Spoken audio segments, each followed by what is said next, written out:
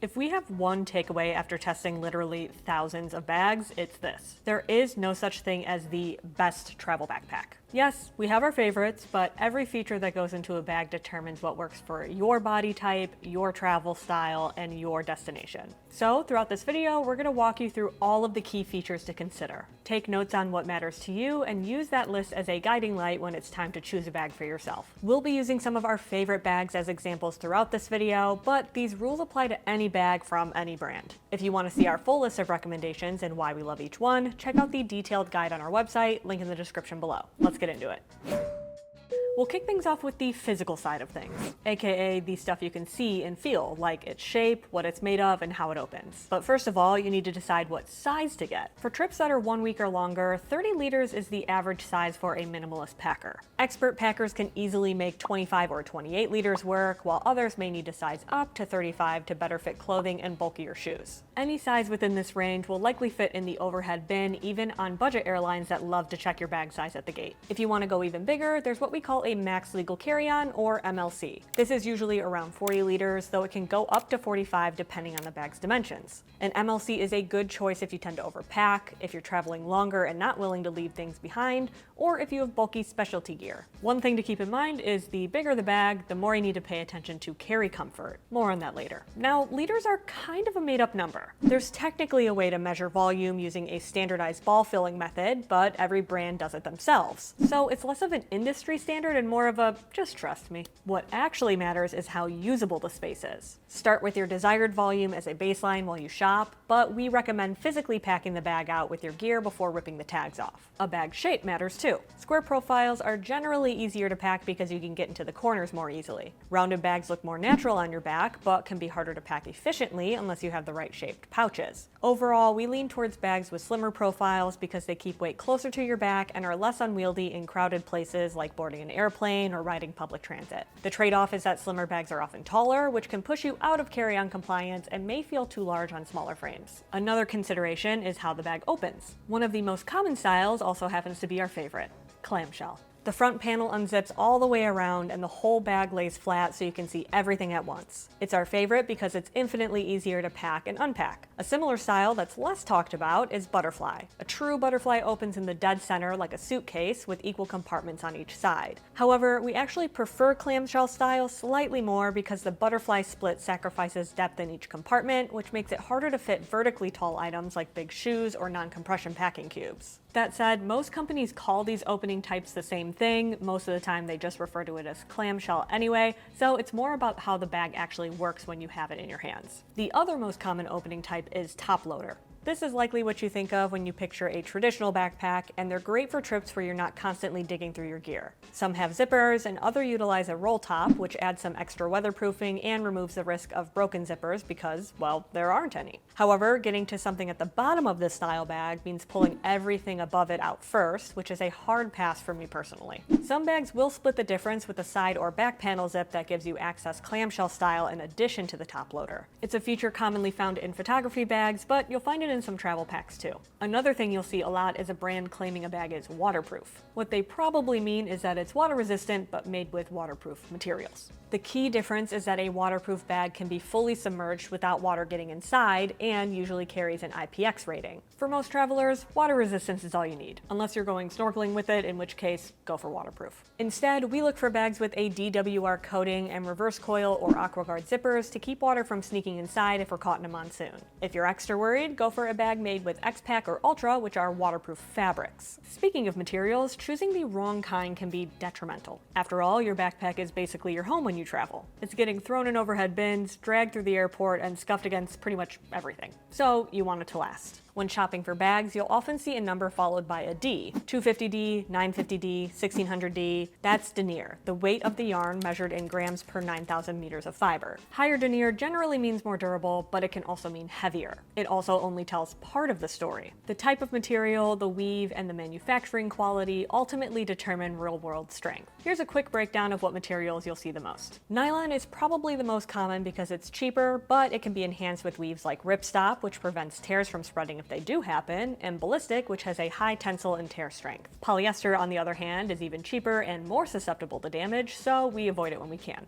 That said, you don't need to go with a premium material just to guarantee durability. That's where denier comes in. One of our highest rated brands, Air, is known for making bags with 1680D Cordura ballistic nylon, which is yet to fail us. Cordura isn't a fabric like nylon, but a brand that certifies high quality fabrics from different mills. So when you see their tag, you know the material has its stamp of approval. Other branded fabrics you'll see are Dyneema, X-Pack, and Ultra, which have a high strength to weight ratio similar to sailcloth. They all have their own benefits, but in general, you're getting a crinkly, crunchy noise and a shiny technical aesthetic, which isn't everyone's vibe. Beyond fabric, hardware matters just as much. We like YKK and Duraflex, but most name brand hardware is solid. Some companies like Peak Design have their own proprietary zippers, but they're most often designed and produced in tandem with an already established brand like Zoom. Really, the only brand we've had bad luck with is SBS. Sometimes they're fine, and other times it feels like a gust of wind could open your bag, so be sure to test it out before you go on a trip. But great fabric and zippers mean nothing if the construction is sloppy. Look for brands that proudly back their products with a generous warranty, like GoRuck Scar's warranty or Patagonia's Ironclad guarantee. These brands know what they've made and they're happy to back it up. A short warranty or no warranty is likely an indication of a lesser build quality. We're all about buying a really good product once instead of replacing that product year after year. Like they say, buy once, cry once.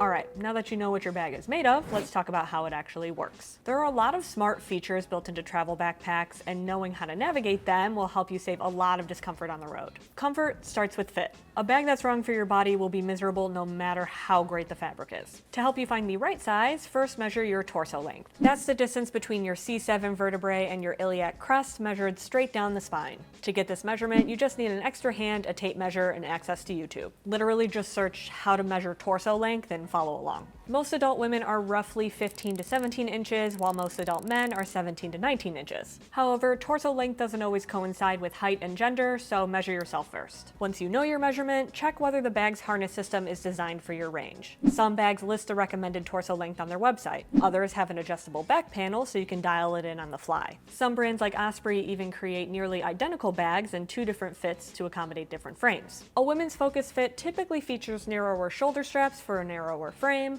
shorter straps that position the bag higher on the back, a smaller hip belt with a more pronounced curve, and a shorter back panel to accommodate smaller torso lengths. That kind of thoughtful design makes a real difference over a full day of wear. The rest of the harness system can make or break your bag. After all, you're carrying this thing for hours, sometimes days. You want it to feel good. Pay close attention to the back panel. Look for mesh and foam padding for airflow and cushion. No system eliminates a sweaty back entirely, but good design helps. Meanwhile, a frame sheet adds structure to the bag, whether it's full or empty, and stops gear from digging into your frame. As for shoulder straps, they don't need to be thick to be comfortable. In fact, some shoulder straps can be too thick and end up digging in. Overall, quality cushion matters more than the amount of it. We also look for load lifters. They pull the top of the bag towards your center of gravity, and it makes a noticeable difference with heavier loadouts. Sternum straps serve a similar purpose, both distributing the weight and keeping your shoulder straps from sliding around. We prefer a rail system attachment because you can micro-adjust the height. If yours attaches via a loop, make sure it's secured or you could lose half of the buckle somewhere in Europe. I'm speaking from experience. Hip belts, on the other hand, are hit or miss in terms of usefulness. They're great for transferring weight if you're carrying a heavy bag or walking long distances, but if you're packing light, they can feel like overkill. A flapping around hip belt in the airplane aisle is a special kind of nightmare. We prefer bags where the hip belt is detachable or tucks away. We've covered the outside of the bag, so let's head inside and talk organization.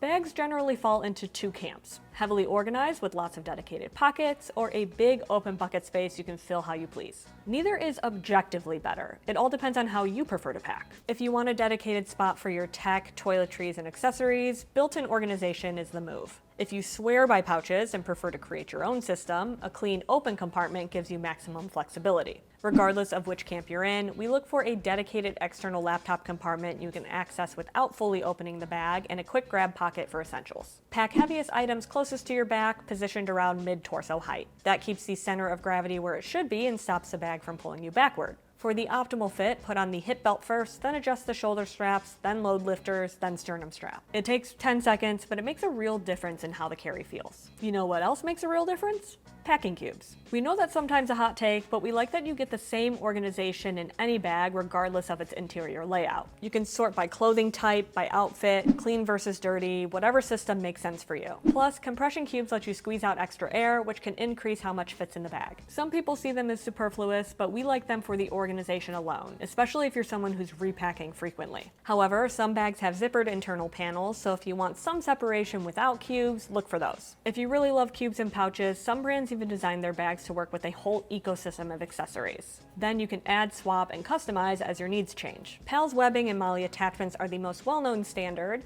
Tom Bihn famously uses internal O-rings for attaching their own key leashes and organizer pouches directly inside the bag, and Alpaca has a magnetic clip system. If you like to customize your setup rather than working around whatever organization came built in, these flexible systems are genuinely useful. And you know what else is flexible? A bag's overall capacity, sometimes. Some packs have expansion zippers to give you extra space when you need it, which is useful for packing light on the way out and coming home with souvenirs, or if you want a bag that can handle multiple trip styles. Just know that expansion zippers often take you out of carry-on compliance, so pay attention as you pack. On the other hand, compression straps can help lock down the fit when the bag isn't fully packed and keep weight distributed closer to your back. If you want to double up on functionality, some packs have detachable day packs. The Osprey Farpoint 55, for example, is only 55 liters because a 15-liter day pack straps onto a 40-liter main bag. The Packed Travel Backpack V2 takes a different approach with a dedicated compartment for the day pack that doubles as extra storage when you leave the day pack behind. Another feature you'll see is focused around security. While lockable zippers won't stop a determined thief, they're a solid deterrent against the opportunistic quick grab on a train or in a crowded square. Hidden pockets, especially behind the back panel, are genuinely useful for passports and cards. Some bags have built-in anti-theft features and slash-proof materials. While none of this makes you invincible, it makes you a less appealing target.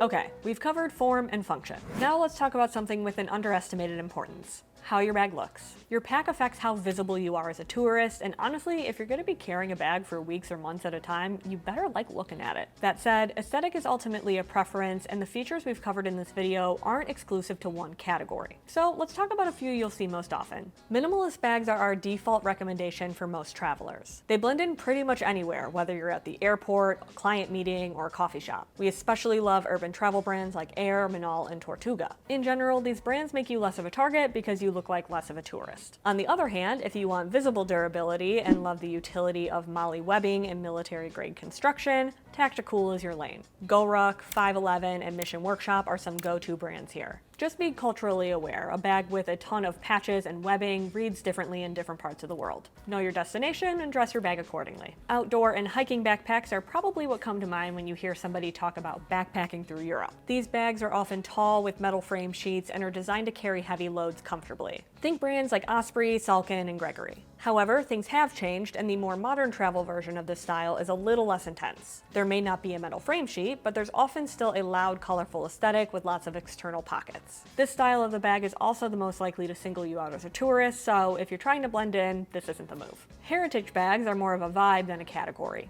They have a classic, worn-in feel with rounded silhouettes and thoughtful construction, and are often made of canvas or nylon. They look like they've been around, even if they haven't. While these bags don't focus on trends, they're deeply functional and build a kind of quiet credibility over time. At the end of the day, there is no single best travel backpack. There are guiding principles, but there's just too many options out there to pick one definitive answer for everybody. So use what you learned here as your checklist and pick a bag that checks the boxes. In the meantime, check out our full guide and written reviews for our specific backpack recommendations, and we'll see you in the next video.